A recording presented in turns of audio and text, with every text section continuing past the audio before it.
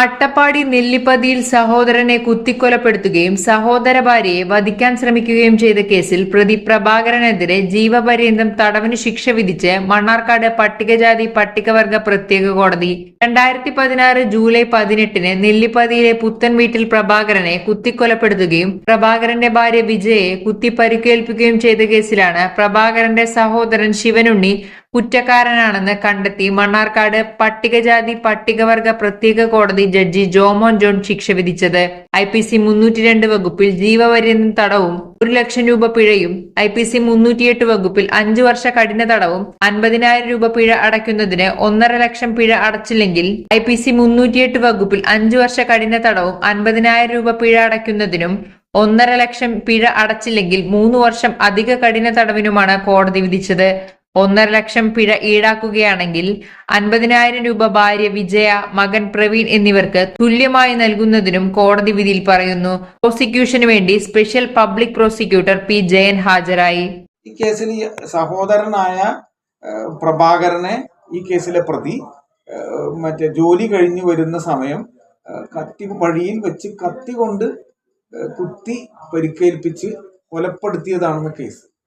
അങ്ങനെ കത്തി കൊണ്ട് കുത്തി പ്രഭാകരൻ ഈ വിവരം ആർത്തൊലിച്ച് പറയുമ്പോൾ ഈ പ്രഭാകരന്റെ ഭാര്യ, രക്ഷപ്പെടുത്താനായി വന്ന പ്രഭാകരന്റെ ഭാര്യയെ കൊല്ലണമെന്നുള്ള ഉദ്ദേശത്തോടു കൂടി കുത്തുകയും അങ്ങനെ പ്രഭാകരന്റെ ഭാര്യയ്ക്ക് പരിക്കുപറ്റുകയും ചെയ്തിരുന്നു.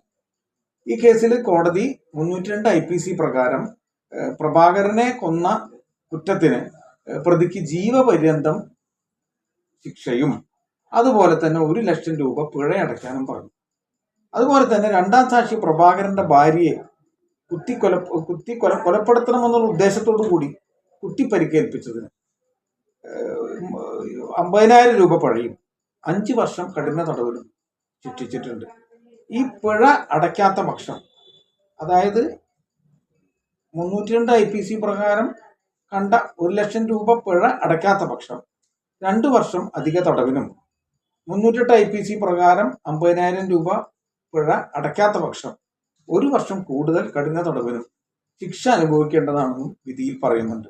ഇതിനു പുറമെ ഫൈൻ പ്രതിയിൽ നിന്നും ഈടാക്കുന്ന പക്ഷം 50,000 രൂപ പ്രഭാകരന്റെ ഭാര്യ രണ്ടാം സാക്ഷി വിജയിക്കും അതുപോലെ തന്നെ പ്രഭാകരന്റെ മകനും കൊടുക്കുവാൻ വേണ്ടി കോടതി പറഞ്ഞിട്ടുണ്ട്.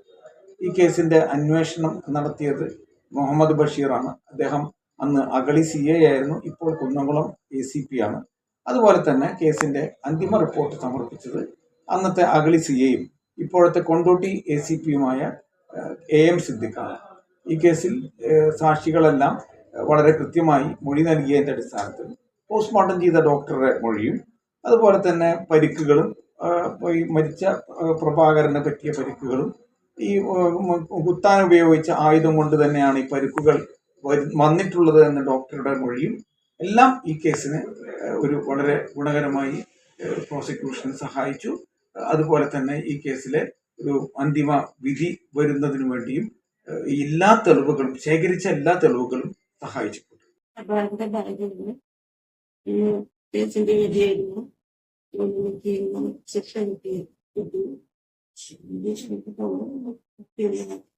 మనకు కలిపి పలుబాగా ఇది సందర్భంలో పని విధి ఏరియాలు ఆలయం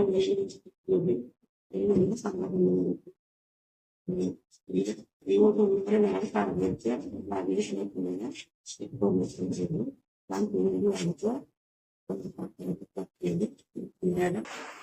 മരിച്ചത് കഴിയുന്നതാണ്. അപ്പോൾ ഇവൻ നാട്ടുകാർക്കും കുടുംബക്കാർക്കും വളരെ സജീവമാണ്. പക്ഷേ ഒരുപാട് ചെറുപ്പക്കാരൻ ഇതിന് കാരണം നശിച്ച് ആ കുടുംബത്തിനുള്ളിൽ ആഴുകയായിരുന്നു. അതുകൊണ്ട് കോടതിയിൽ ഞാൻ തുടക്കത്തിൽ അവരെ കിട്ടിയ ശിക്ഷയ്ക്ക് ഞാൻ അവകാശപ്പെട്ട് ജീവപര്യന്തം തന്നെയാണ്. അത് ബഹുമാനപ്പെട്ട കോടതി അവർ കൊടുത്തു. ബഹുമാനപ്പെട്ട വക്കീലും അതിൽ ഞങ്ങൾക്ക് ഒരുപാട് ഞങ്ങൾക്ക് വേണ്ടി ഡിസ്കസ് ചെയ്തിട്ടുണ്ട്. വളരെ ഞാൻ കോടതിക്കും നമ്മുടെ വക്കീലിക്കും അതിന് പോയിട്ട് ശേഷം കടന്നപ്പെട്ടവരായിരിക്കും.